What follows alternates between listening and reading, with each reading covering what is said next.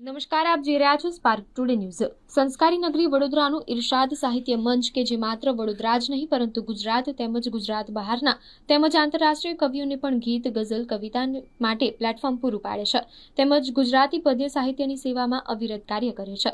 એ ઇરશાદ સાહિત્ય મંચ દ્વારા આ વરસાદી મોસમમાં पहले प्यार की पहली चिट्ठीની થીમ પર ગઝલમાં પ્રેમપત્ર લખવાની પ્રતિયોગિતા રાખવામાં આવી હતી।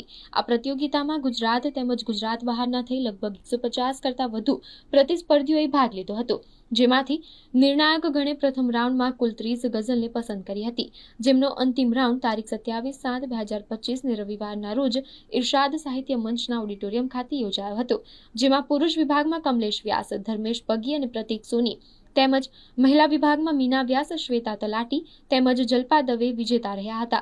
ઇરશાદ સાહિત્ય મંચના સંસ્થાપક શ્રી અતુલભાઈ પંડ્યા દ્વારા આયોજિત આ પ્રતિસ્પર્ધામાં નિર્ણાયક તરીકે શહેરના જાણીતા કવિ શ્રી વિવેક કાણે, સુશ્રી દીપ્તિબેન વચરાજાની તેમજ ગાયક સુશ્રી સોનલબેન શાહ એ સેવા આપી હતી। સંચાલન સુશ્રી શ્વેતાબેન તલાટીએ કર્યું હતું। પ્રાર્થના સુશ્રી વિભાવરીબેન લેલે, આભાર વ્યક્ત સુશ્રી માલિની પાઠક દ્વારા કરવામાં આવ્યો હતો। આ પ્રસંગે વડોદરાના ખ્યાતનામ કવિઓ વિશાળ સંખ્યામાં ઉપસ્થિત રહ્યા હતા।